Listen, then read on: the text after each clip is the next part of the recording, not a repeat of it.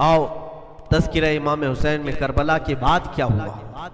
जब सारे शहीद हो गए, इनकी लाशों पर घोड़े दौड़ाए गए, तो जो लोग गरीब आबादियों के लोग थे वो आए, इन लाशों को समेटा। कितनों को तो उन्होंने दफन किया और मौला हुसैन को दफन किया। अब बीबियां खीमे में थीं, कैदी बनाई गई। सैयदा ज़ैनब फातिमा ज़हरा की सगी बेटी, हुसैन इब्न अली की सगी बहन, ज़ौजाते इमाम हुसैन है, बीबी सकीना है। इस खीमे में चंद औरतें रह गईं और बीमार ज़ैनुल आबिदीन है। यजीदी लश्कर की तरफ से लोग आए और कहा कि अपने हाथ आगे बढ़ाओ। हाथ आगे बढ़ाए गए तो उनको हथकड़ियां डाल दी गई। रसूलुल्लाह के घर वालों को हथकड़ियां डालकर बाहर निकाला गया, खीमे उजाड़ दिए गए। बाज़ रिवायात ये बताती है कि खीमों में आग लगा दी गई।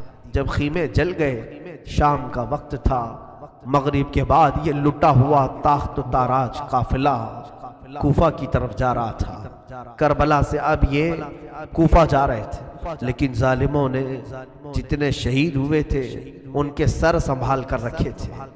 इमाम हुसैन इब्न अली का सर ले लिया, अब्बास अलंबरदार का सर ले लिया और अली अकबर इमाम कासिम के सर काट कर ले लिए। सारे सरों को उन्होंने, इसलिए कि उस वक्त सबूत पेश करने के लिए सर दिखाने पड़ते थे कि हमने इनका कत्ल किया है। अब सरों को उन्होंने नेज़ों में डाल दिया और सरों को लेकर नेज़ों से चलने लगे। ये सफ़र इनका शुरू हुआ, कूफा की तरफ चले। यह एक बड़ी बात मुझे याद आती है। मौला हुसैन की एक कनीज थी जिसका नाम बीबी शीरीन बताया गया है। वो सैयदा फातिमा तो ज़हरा रज़ियल्लाहु तआला अन्हा की भी खिदमत कर चुकी हैं। बीबी शीरीन, इसको हजरत इमाम हुसैन ने आज़ाद कर दिया था। वो कहती थी कि मैं आज़ाद नहीं होना चाहती। कहा था कि तू बुढ़ापे को पहुंच चुकी है, तुझे हमने आज़ाद कर दिया। और उसके बाद मौला हुसैन ने, जब ये मदीना तैयबा में थी, बीबी शीरीन को कहा था कि तू आज़ाद है, जा। बहुत सारा माल दिया था और जमा करके कहा था कि तू चली जा, अपनी बकिया ज़िंदगी आराम से गुजार। तो कहती है एक शर्त है मेरी, मैं इस शर्त पर जाऊंगी। इमाम हुसैन इब्न अली ने पूछा कि हमने तुझे किसी चीज़ से रोका नहीं, मना नहीं किया, क्या चीज़ तू चाहती है? बीबी शीरीन ने कहा था कि मौला हुसैन, बस चाहती हूँ कि मैं घर बना लूँ, घर में रहूँ, एक बार आप अपने कदम रख देना। हम गरीबों के घर पर एक बार आप तशरीफ ले आए, मेरी वो मेराज हो जाएगी। इमाम हुसैन ने कहा बस इतनी सी बात, हम तो गरीबों के घर रोज जाना पसंद करते हैं, हम रोज जाना पसंद करेंगे। जा ठीक है, तेरे घर हम आएंगे। और बीबी शीरीन ने कहा नहीं मौला, मेरी एक दरख्वास्त ये है कि आप अपने खानदान के साथ आएंगे, अपने शहजादों शहजादियों औरतों के साथ आएंगे। मौला हुसैन ने सारी औरतों से कहा देखो बीबी शीरीन कहती है इसके घर दावत है, हम सब आएंगे। और उसको बतौर मुस्कुराते हुए आपने फरमाया बीबी शीरीन, ऐसा ना हो कि हम आए और तू पहचान ही ना सके, ऐसा ना हो कि तू पहचान ही ना सके। कदमों में गिर गई, कहा कि मैं आपके घर की खाई हुई, मैं आपकी परवरदा, कभी आपको न पहचानूं, ऐसा कैसे हो सकता है? वो खातून गई, कूफा के करीब एक छोटी सी बस्ती में घर बनाया, बड़ा अच्छा सा घर बनाया। और उसकी बस्ती वाले भी उसकी बड़ी इज्जत करते थे कि ये फातिमा के घर काम की हुई औरत है, हुसैन इब्न अली के घर काम की हुई औरत है। वो हर घर में जाती थी, बस्ती वालों से कहती थी लोगों देखना मैंने घर बनाया और पैगाम भेज दिया है, फातिमा के लाडले शहजादे रसूल इमाम हुसैन ने मुझे वादा किया है एक बार वो मेरे घर तशरीफ लाएंगे। बस्ती वाले कहते थे क्या तेरी किस्मत है कि तेरे घर मौला हुसैन आने की बात कर चुके हैं, रसूलुल्लाह का शहजादा तेरे घर आएगा। सब उसकी गांव में बड़ी इज्जत थी, लोग कहते थे कि इसकी बात पर हुसैन आने वाले हैं। एक बार जैसे ही बीबी शीरीन को खबर हुई कि इमाम हुसैन मदीना से मक्का निकल चुके हैं और मक्का से कूफा आने वाले हैं, जैसे ही ये खबर मिली तो उसने पैगाम भिजवाया और फिर अपने घर को रंगो रोगन करना शुरू कर दिया और कमरे सजाए कि मौला हुसैन का काफिला आ रहा है और कूफा जाने वाले हैं और मेरे घर पर ठहरेंगे। जंग की कोई खबर ही नहीं थी। गांव वालों को जैसी इत्तला हुई, गांव के सारे लोग उसके साथ मिल गए। पूरे गांव में सारे लोग घरों की तैयारियां कर रहे थे और सब लोग रोज इंतजार करते बीबी शीरीं पहाड़ के एक चोटी पर सुबह से शाम तक बैठती, हर आने जाने वाले काफिले वाले को देखती, जो मक्का से कूफा के लिए आ रहा है जा रहा है देखती, इंतजार करती। इसमें इमाम हुसैन अपने घर वालों के साथ आने वाले नहीं आए। कई दिन गुजर गए और इसी रात, इसी जमाने में एक रात ऐसी आई कि उसके घर एक औरत आई। कहा बीबी शीरीं उठो जल्दी। कहा क्या? कि हाकिमे बसरा इब्ने जियाद का लश्कर, बहुत बड़ा लश्कर है और वो लश्कर बाहर आया हुआ है, तेरा बड़ा घर है, वो चाहते हैं कि आज की रात तेरे घर में गुजारे। कहा कौन लोग हैं, क्यों आए हैं? कहा सुना है कि एक बागी ने बगावत की थी और उसका सर कुचल दिया गया, उसे मार करके उसका सर लाया गया है और उसी को दमिश्क अमीरुल मोमिनीन यजीद के पास ले जाया जा रहा है। बीबी शीरीं ने कहा पता नहीं कौन सा बागी था, किसने बगावत की थी, किससे जंग हुई थी, खबर नहीं है। बहरहाल अगर हाकिम का काफिला घर के दरवाजे पर खड़ा है तो मैं दरवाजा खोल देती हूँ। दरवाजा उसने खोला, बहुत सारे रात का वक्त है, शहजादों के सर नेज़ों पर लटके हुए हैं। हुसैन इब्ने अली का चेहरा धूल में अटा हुआ था, जुल्फें चेहरे पर आई हुई थी, बीबियां सब बांदी बनाकर लाई गई थी और सब जकड़ी हुई थी, चेहरे उनके बालों से ढके हुए थे। इस खातून ने देखा और कहा हाय हाय अफसोस, कैदी आए हैं मेरे घर। मौला हुसैन कहते थे कैदियों के साथ अच्छा सुलूक किया जाए, कैदियों के साथ अच्छा सुलूक किया जाए। उसने अपने घर में अंदर दाखिल किया, जो हाकिम, जो उसके सिपह सालार थे, उन सबको अंदर बुलाया, रात गुजारने का मकाम दिया, जगह दिया और ये बीवियों को सहन के बाहर ही छोड़ दिया गया, इनको अंदर नहीं लाया गया। और इस खातून ने कहा इन कैदियों को भी तो लाओ, मेरा घर काफी बड़ा है, मैं अंदर सुला लूंगी। इसे अब तक ये खबर नहीं थी ये लुटा हुआ काफिला है किसका, आखिर ये लुटा हुआ काफिला किसका आया है। रात के वक्त उसने खाना बनाया, सारे फौजियों ने खाना खा लिया। तो बीबी से कहा उन कैदियों को खाना मत देना, वो खाने के मुस्तहिक नहीं। उसने चिल्ला करके कहा देखो हमारा दस्तूर ये है कि मैं फातिमा के घर काम कर चुकी हूँ, वहां फाके तो रखते थे लोग, घर में फाका तो होता था, लेकिन बाहर आने वाले मेहमान को भूखा नहीं रखा जाता, वो चाहे कैदी हो, बागी हो, जिस तरह के हो, मुझसे जो बन सकेगा मैं खिलाऊंगी। उसने खाने बनाए और उसके बाद लेकर के आई और उसके बाद खाना जब सैयदा बीबी ज़ैनब के पास रखा तो बीबी ज़ैनब ने अपने दोनों हाथ दिखाए जो पीछे बंधे हुए थे। उस खातून ने, बीबी शीरीं ने खोला और उनके बालों से चेहरा ढका हुआ था और उसने खाना परोसा कि खा लो बीबियों, खा लो। तो बीबी ज़ैनब ने पुकार करके अपने भाई का नाम लिया, या हुसैन इब्ने अली। तो बीबी शीरीं चौंक उठी, ये नाम तू क्यों ले रही है? ये नाम तो मेरे आका का है जिसकी मैं बांधी थी, मैं खिदमत गुजार थी, ये नाम तू क्यों ले रही है? बीबी ज़ैनब कहती है बीबी शीरीं क्या हमने तुझे पहचान लिया? बाबा नहीं कहते थे, किसी दिन हम घर पर आए और तू पहचान ही ना सकी। ये जो ऊंचे नेज़े पर सर दिख रहा है तेरे आका मौला हुसैन का सर और ये अली अकबर का सर है, ये कासिम का सर है। बीबी ज़ैनब पुकारती गई, बीबी शीरीं ने देखा और पुकार करके कहा मौला कैसी मेहमान नवाजी का वक्त तुमने दिया, क्या इस तरह भी कोई मेहमान बनता है किसी के घर? और ये कहती हुई गश खाकर गिर पड़ी, उस पर पानी डाला जाता, वो उठती फिर गश खा जाती, बेहोश हो जाती। सच कहा था मौला हुसैन ने, ए बीबी शीरीं हम तो वादा किए हैं आकर रहेंगे, कहीं ऐसा ना हो कि तू पहचान ही ना सके। सच कहा था मौला हुसैन, आप इस हालत में मेरे घर आए कि मैं पहचान ना सकी, क्योंकि वहमो गुमान में भी नहीं था कि फातिमा के लाडले का कटा हुआ सर कभी घर आ सकता।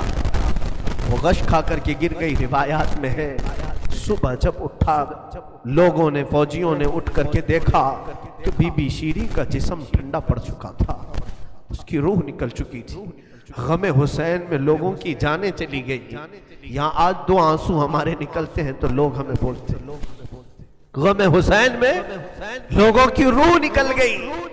जो असली मोहब्बत करने वाले थे वो दुनिया से ही रुखसत हो गए, मौला हुसैन की मोहब्बत करने वाली बीबी शीरी दुनिया में नहीं रही। कहा आखिरी जुमले उसके ये थे, घर बड़ी आन शान से इसलिए बनाया था कि एक बार मौला कदम रखेंगे। अब उन्होंने कदम रख दिया तो अब जीने में कोई मजा नहीं, अब मेरी जिंदगी की तमन्ना पूरी हो गई है। उसके बाद ये काफिला निकला, कूफा की तरफ जा रहा था, इब्ने जियाद तक पहुंचना था। हाकिम बसरा, हाकिम कूफा उबैदुल्लाह बिन जियाद के पास ये काफिला जाने से पहले कई मंजिलों पर रुका। दूसरी रात आई थी। दूसरी रात एक गिरजा घर के पास इनका क़याम हुआ। वो एक ईसाई का गिरजा था, वहां पर क़याम हुआ। ईसाई ने देखा कि बहुत सारे कटे हुए सर आए। उसने भी अपने चर्च में रुकने की इजाजत दी। हाय अफसोस, ईसाई भी रहम खा रहे हैं। कैसे वो मुसलमान थे जो रसूलुल्लाह के घर वालों पर रहम ना खा सके। ईसाई ने रुकने का, वहां पर रुकने की इजाजत दी। उसके बाद कहा, रात को उसने कहा कि ये जो सरों पर, ये जो नेज़ों पर सर है, क्या ये हमें एक रात के लिए दोगे? लोगों ने कहा ले लो, ले लो, लेकिन अमानत के साथ वापस करना कि हमें दमिश्क पहुंचाना है। उसने सर हुसैन को लिया, धूल को साफ किया, इसलिए कि उसे दूर से ही उस चेहरे में कुछ चमक नजर आ रही थी। उस ईसाई राहिब ने रात के वक्त देखा, एक तख्त पर रख करके सर हुसैन का गौर से मुताला करने लगा और अपनी पुरानी किताबों से मिलाने लगा। पुरानी किताबें पढ़ता था और चेहरा देखता था, बार बार देखता था। फिर चीख करके कहा, हाँ मैं अपने मकाम को पहुंच गया, इसलिए कि मुकद्दस किताबों में लिखा हुआ है नबी के आखिरी नबी का नवासा जुल्मन कत्ल किया जाएगा और इस रास्ते से जाएगा और यहाँ की गिरजा में अगर रुके तो गिरजा में जो खिदमत गुजार है वो उसकी खिदमत करे, मौला उसे जन्नत अता करेगा। वो ईसाई राहिब कहता है वो चेहरे में सारी अलामतें जो किताबों में लिखी यही है। वो ईमान ले आया, कलमा तैयबा पढ़ा, इस्लाम कबूल किया। रात में उसकी दुनिया बदल गई। मेरे अजीजों, इसी को कहा जाता है इस्लाम जिंदा होता है हर करबला के बाद। हुसैन के इंतकाल के बाद भी इस्लाम फैल रहा, ईमान दूसरों को बांट रहे हैं। सुबह तक उस गिरजा में रुके, फिर दिन पूरा गुजारे और शाम के वक्त ठंडे वक्त में कूच करने का इरादा किया और सर इमाम हुसैन जो इन लोगों ने नेज़े पर लिया था उसको एक जगह गाड़ दिया और उसके बाद अपने पानी वगैरह के इस्तेमाल के बाद काफिले को कूच करने का हुक्म दिया। काफिला आगे चला, लेकिन जो फौजी आता सर हुसैन को उठाने के लिए नेज़े पर, वो तो हल्का हो चुका था लेकिन वो जमीन में ऐसा गड़ चुका था कि उठता नहीं था, किसी से हिल नहीं रहा था। बहुत लोगों ने कोशिश की, फिर आकर के उन्हीं जालिम यजीदियों ने बीबी ज़ैनब से कहा, ए खातून, ये तुम्हारे भाई का सर जमीन पर ऐसा जमा हुआ है, हटता नहीं है, आगे बढ़ना है हमें, ये हटता नहीं है। बीबी ज़ैनब ने गौर से देखा और कहा, काफिले में देख लो सब है या नहीं, काफिले में सब है या नहीं। देखा गया तो बीबी सकीना काफिले में नहीं थी, काफिले में मौजूद नहीं थी। बीबी ज़ैनब ने कहा, वो मेरा गयूर भाई है, अपने खानदान वालों को छोड़कर कहीं जाता नहीं था, अपनी बच्ची का गम होगा, आगे नहीं बढ़ता, तलाशो सकीना कहाँ है। लोगों ने ढूंढना शुरू किया।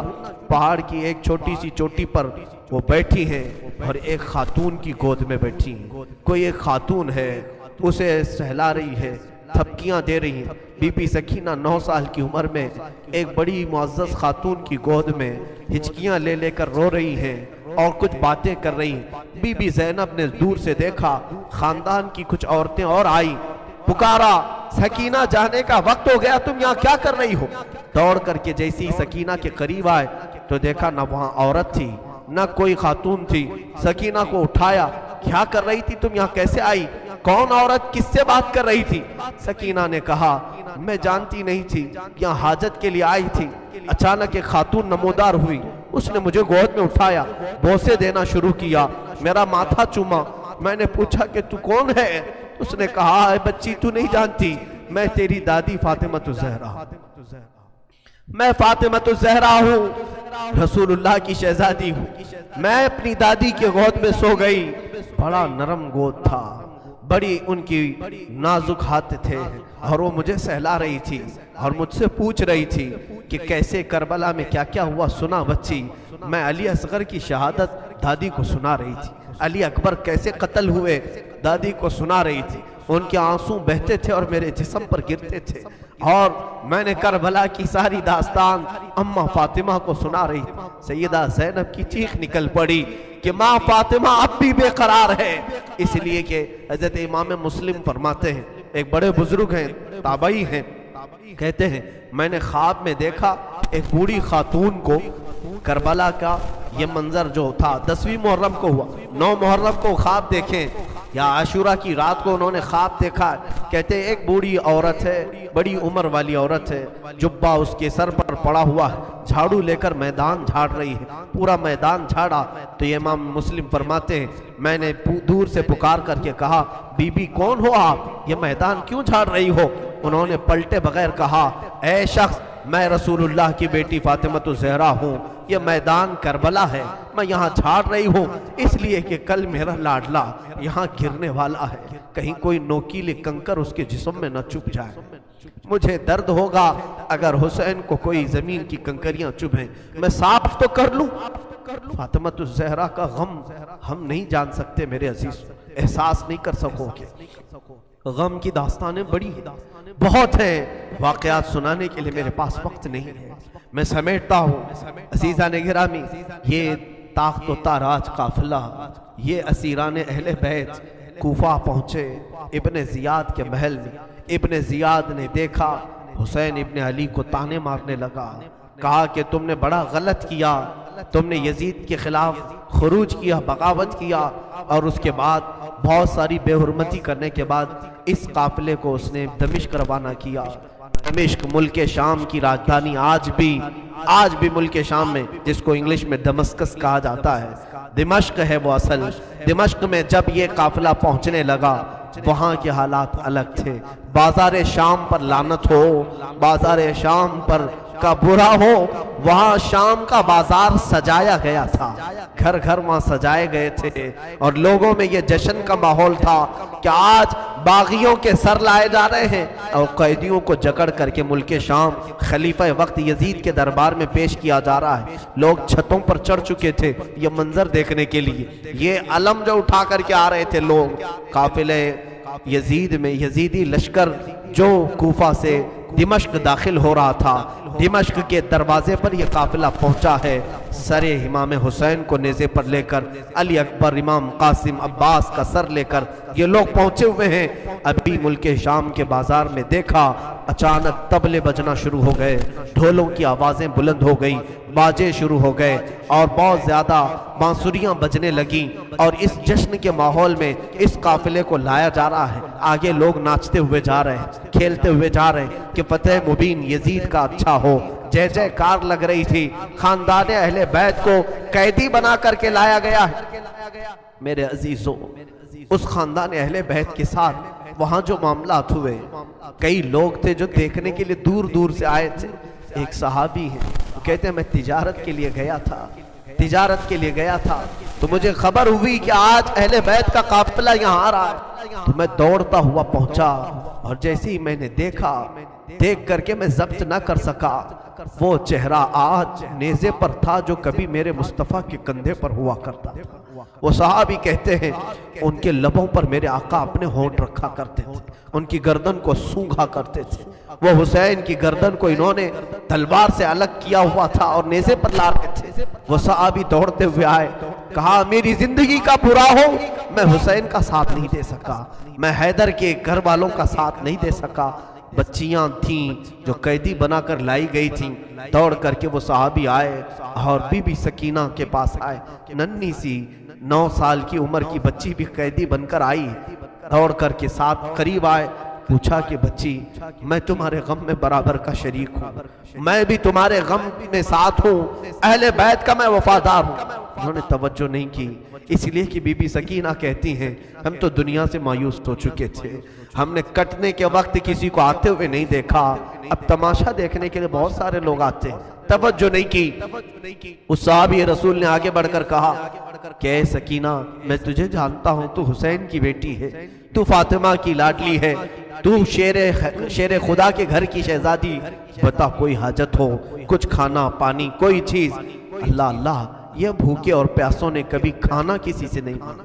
पूरी दास्ताने करबला सुनना, कभी इन्होंने रोटी नहीं मांगा, हाँ पानी जरूर मांगा। पानी मांगना इंसानियत के लिए ऐब नहीं, रोटी मांगना मोहताजी की अलामत हो सकती है। बीबी सकीना ने कहा कि बड़ी हाजतें पूछ रहे हो, क्या मेरी हाजत पूरी करोगे? कहा बताओ बच्ची, मैं अपनी तरफ से जो हो सके करूंगा, मेरे पास पैसे हैं, माल है, मैं उससे जो चाहे करूंगा।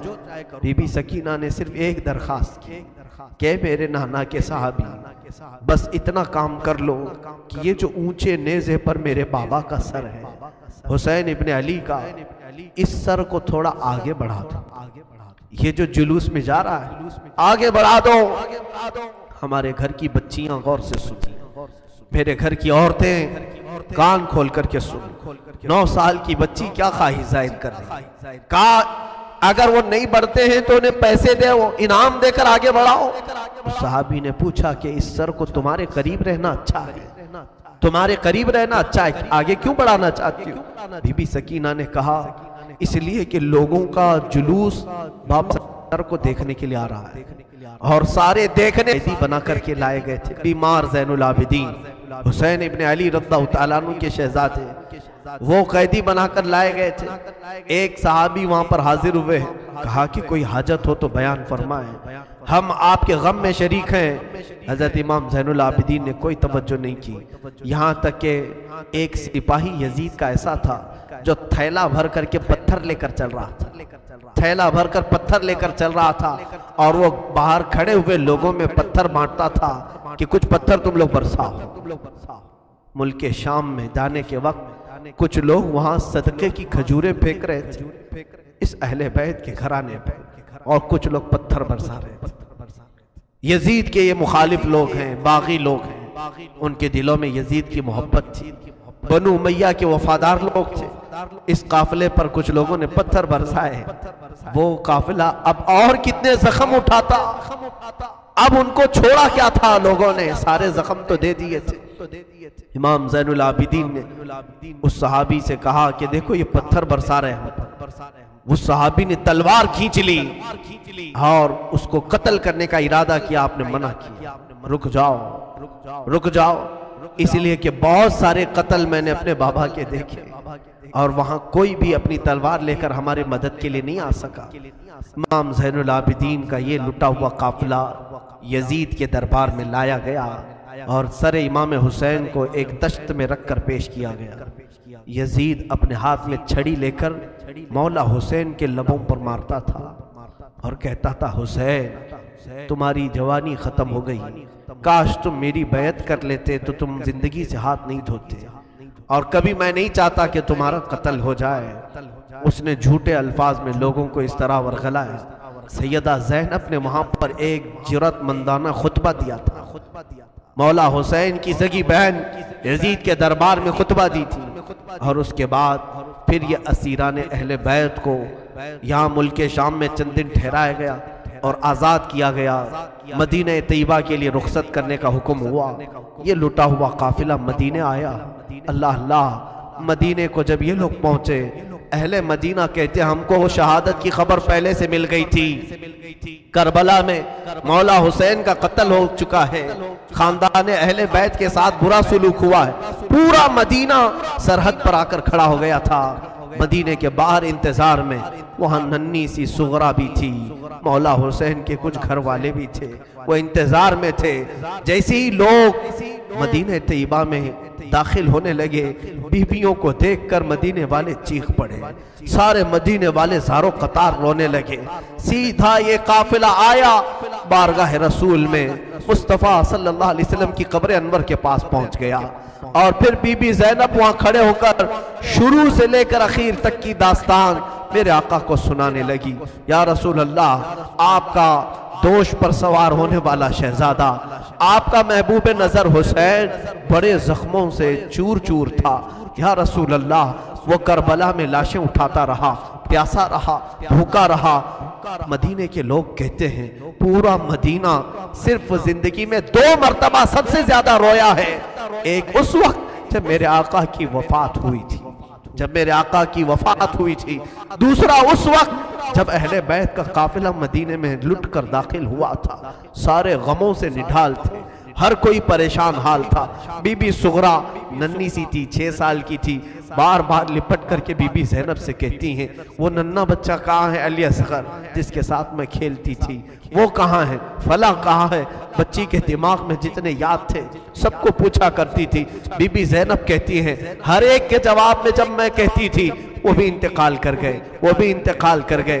बीबी सुगरा पूछती थी क्या करबला में मौत सस्ते में मिलती है?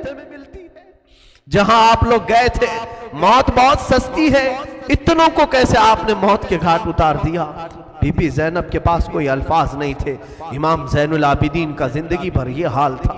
अल्लाह अकबर। ज़ैनुल आबिदीन वो तन्हा शहजादे हैं मेरे मौला हुसैन के, जो फिर 95 हिजरी तक बाहयात रहे। इमाम हुसैन की शहादत होने के बाद 61 हिजरी में जो शहादत हुई उसके बाद से सन 95 हिजरी तक आप बाहयात रहे। लेकिन रोते रोते आंखों का पानी सूख गया था।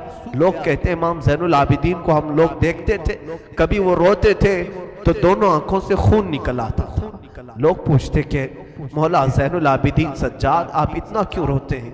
कहते हैं क्या तुम मेरी हंसी की तमन्ना रखते हो? जिसके सामने उसके भाइयों को, उसके घर वालों को, उसके बाप को काटा गया है, उसके घर वालों को काटा गया है। इमाम ज़ैनुल आबिदीन का हाल ये था कि इमाम ज़ैनुल आबिदीन शहर में जा रहे थे और कसाब गोश्त बेचने वाला दुकान में बैठा है, गोश्त बेच रहा है। जैसे ही वो करीब आने लगे उसने जल्दी से गोश्त के ऊपर चादर डाल दी, गोश्त छुपा दिया। लोग जो गोश्त खरीदने वाले खड़े थे उन्होंने पूछा कि बंदे तू क्यों गोश्त छुपा रहा? कहा ज़ैनुल आबिदीन आ रहे हैं, वो अभी यहाँ खड़े होंगे और गोश्त देख करके रोना शुरू कर देते, गोश्त देख करके रोना शुरू करते। कहा ऐसा क्यों करते हैं? कहते हैं जब भी वो मेरी दुकान के पास ये कच्चा गोश्त देखते हैं तो कहते हैं कि मेरे भाइयों का गोश्त ऐसे ही काटा गया था और उधेड़ा गया था। जिंदगी भर वो गोश्त की दुकान के पास खड़े होते तो उनकी आंखें बह जाती। और उसके बाद एक रिवायत ये भी मिलती है कि कुर्बानी के दिन थे, मौला ज़ैनुल आबिदीन एक जगह से गुजर रहे हैं, एक कसाई बकरे को लिटाया है और जल्दी से उस पर छुरी चलाई जा रही थी। इमाम ज़ैनुल आबिदीन दूर से खड़े हो गए, कहा ए कसाई तूने बकरे को लिटाया, पानी पिलाया कि नहीं पिलाया? वो खड़ा हुआ, कहा ए इमाम ज़ैनुल आबिदीन हम मुसलमान हैं, जानवरों को काटते हैं तो पहले पानी पिला के काटते हैं। इमाम ज़ैनुल आबिदीन ने करबला की तरफ मुंह किया, कहा मौला हुसैन मुसलमान जानवरों को पानी पिला के काटते, जानवरों को पानी पिला के काटते हैं, मगर अहले बैत के किसी शहजादे को एक घूंट भी पानी नहीं पिलाया गया और उन्हें वैसी प्यासा शहीद किया गया, प्यासा काटा गया है। इमाम ज़ैनुल आबिदीन की पूरी जिंदगी एक एक चीज को देखते तो रोने लग जाते कि करबला में ये चीज नहीं थी, ये चीज नहीं थी। एक वक्त ऐसा भी आया, कूफा का गवर्नर इब्ने ज़ियाद, ये अब इसके बुरे दिन शुरू हो चुके थे। मैं फिर दूसरी तकरीर में अर्ज करूंगा, ज़ोहर की अज़ान इंशाअल्लाह तकरीर के बाद होगी। आज सारा मजमा यहाँ पर है और इंशाअल्लाह बगैर नमाज पढ़े हम तो यहाँ से जाएंगे। और अजान लोगों को जमा करने के लिए होती है, जो ऑलरेडी जमा है फिर उन्हें क्या जमा किया जाए। अजान तो हम देंगे इंशाअल्लाह, सब्र करें। ये वक्त शहादत का है, ये वक्त करबला की याद का है। मौला हुसैन के ये शहजादे इमाम ज़ैनुल आबिदीन रज़ी अल्लाह ताला, जिंदगी भर आपके हालात ये थे कि कभी कच्चा गोश्त देखें तो रो पड़े, किसी जानवर को ज़बा होते देखें तो रो पड़े। एक बार अमीर कूफा इब्ने ज़ियाद, अब अमीर मुख्तार नाम का एक शख्स जो बदला लेने के लिए बाद में उठ खड़ा हुआ। बाद में कूफा में एक ऐसा शख्स जाहिर हुआ जिसका नाम मुख्तार सकफी था। उसने ऐलान किया कि मैं कातिलाने हुसैन का बदला लूंगा, और उसने उठ करके कुछ अहले बैत से मोहब्बत करने वालों को अपने काफिले में जमा किया और ये काफिला बढ़ता गया, यहाँ तक कि खूने हुसैन का बदला लेने के लिए यजीद की मौत के बाद उसने हर एक को तलाशना शुरू किया, शिमर को ढूंढा, उसको कत्ल किया और उसके बाद अम्र बिन साद को ढूंढा, उसे कत्ल किया। उबैदुल्लाह बिन जियाद जो कूफा का हाकिम था, जो जड़ था इस फसाद का, उसे ढूंढा। और उसके बाद 22,000 का जो लश्कर था उसमें से किसी एक को भी उसने जिंदा नहीं छोड़ा, एक को भी नहीं। जितने वहां शरीक थे सबको कत्ल किया, सबको कत्ल किया। और 22,000 को कत्ल करने के बाद मुख्तार सक़फ़ी ने यह ऐलान किया, अभी मैंने हुसैन की एक उंगली का भी बदला नहीं लिया, मैं हुसैन इब्ने अली की एक उंगली का भी बदला नहीं लिया। यजीद खायब व खासिर होकर मर गया। और यजीद की सबसे बड़ी जिल्लत तो यह है, यजीद के बाद उसका बेटा मुआविया तख्त पर बैठा। पहले दिन खलीफा बनाकर उसे बिठाया गया, उसके बाद 6 महीने तक वो घर से बाहर ही नहीं आया। 6 महीने के बाद सीधे लाश बाहर आए बेटे की। वो 6 महीने कभी तख्त पर नहीं बैठा यजीद के।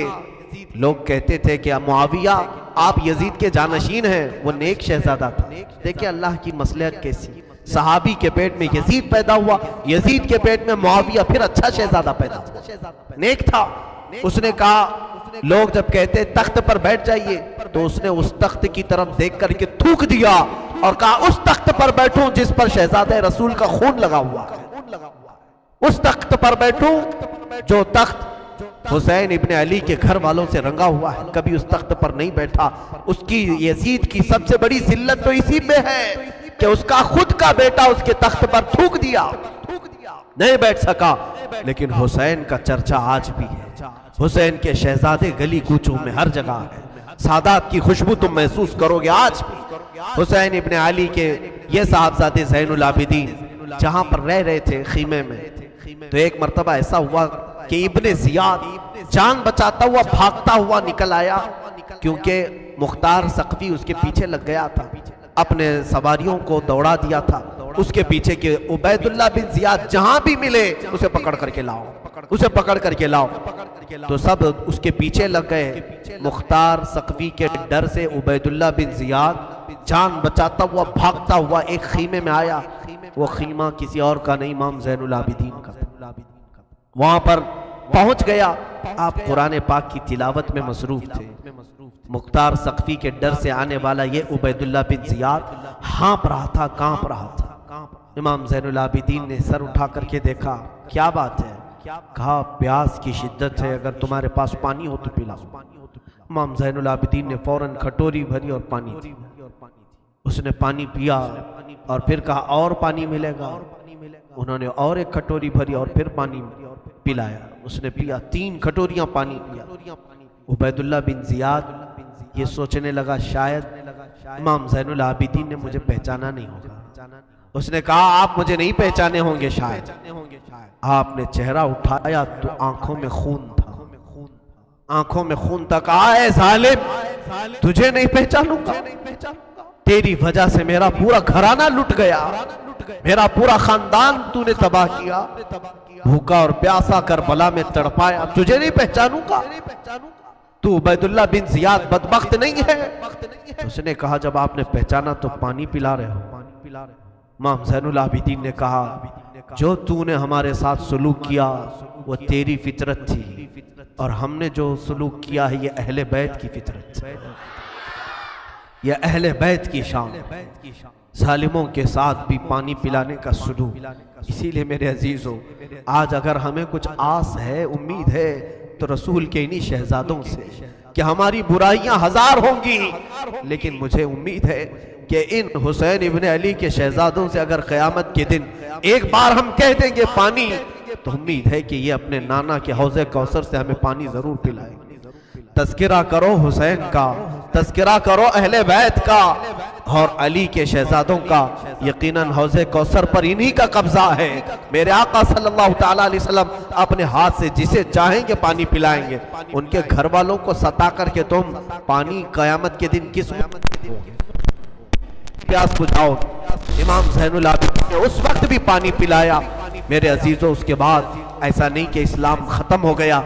उमैया की खिलाफत चलती रही। यजीद के बाद उसका बेटा मुआविया के इंतकाल के बाद फिर मरवान हाकिम बना, मरवान की हुकूमत चली। फिर उसके बेटे आए। तकरीबन 90 हिजरी तक और उसके बाद 105 हिजरी तक इसी उमैया खानदान ने खिलाफत की बागडोर संभाली। उसके बाद अब्बासी खिलाफत का दौर शुरू हुआ। जो बनु अब्बास कहलाए वो अहले बैत से मोहब्बत करने वाले थे। इतने जमाने तक भी अहले बैत के साथ बुरा सुलूक होता रहा।